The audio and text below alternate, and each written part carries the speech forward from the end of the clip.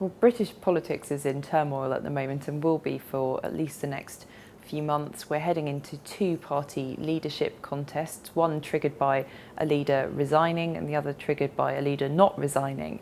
And so we're going to see some really personal battles ahead. We also need to find a new Prime Minister who is going to take Britain out of the European Union and reunite the country and reunite the Conservative Party, which is quite a job description. The Labour leadership contest is going to be really bitter, and it could be that Jeremy Corbyn wins it again. But I was talking to Labour rebels this week who were saying that even if they lose that Labour leadership contest and Jeremy Corbyn comes back in, they will try again to depose him. Now that they've started, they're now in perpetual motion until they can get rid of the Labour leader. So the turmoil could continue for a very long time. And the question is, will it actually destroy the Labour Party in the process? Some around Corbyn actually see the demise of Labour as collateral damage in a wider left-wing project, which is quite a terrifying thought.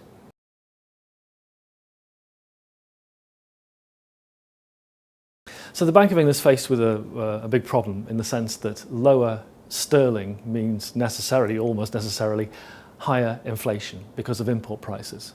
So there will be a spike in inflation. And the question is, how does it respond to that when in the longer term, the likelihood is that there will be a fall in inflation because of a weaker economic growth scenario and therefore a wider negative output gap. And therefore you've got these two opposing moves in inflation. You have a rise in the near term and a fall in the longer term. I personally think they will focus much more on the longer term fall in inflation, thanks to weaker economic growth, than they will do on a short-term spike. And as a result, I think that they will decide to loosen monetary policy.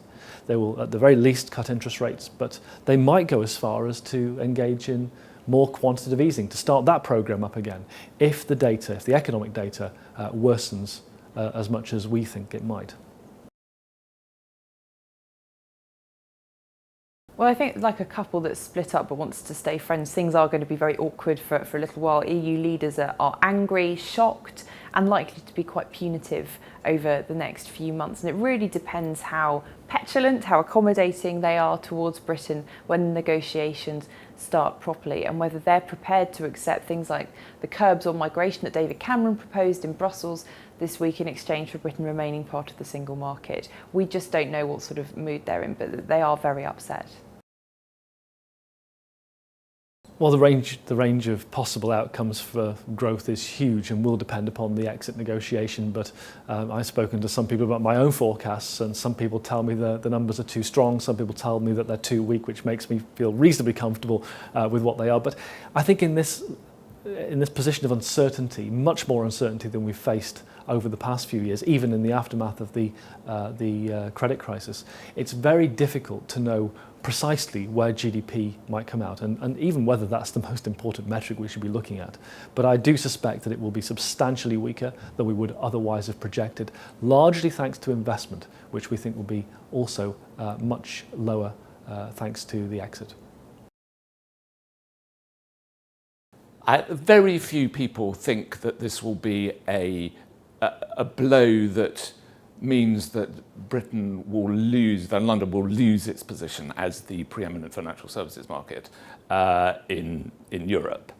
But many people do think this is a serious setback, and in as much in confidence as in practical implications in terms of jobs. Again, there's a lot of uncertainties when it comes to the City of London. There is the issue of passporting, there's the issue of MiFID II, whether that manages to offset the issue of passporting, whether the equivalence rules, which might be brought in, could limit some of the exodus. Now, I think there is a lot of inertia. There is a lot of physical, human capital already invested in London. I think it might be difficult to see that moving very quickly anywhere in large scale. I think if it was to move, it would be a slower burn process over a longer period of time. But I think it's worth bearing in mind that we already have a lot of inertia already set up in London, and it might that might limit how quickly or how far that any movement away from London, financial businesses would happen.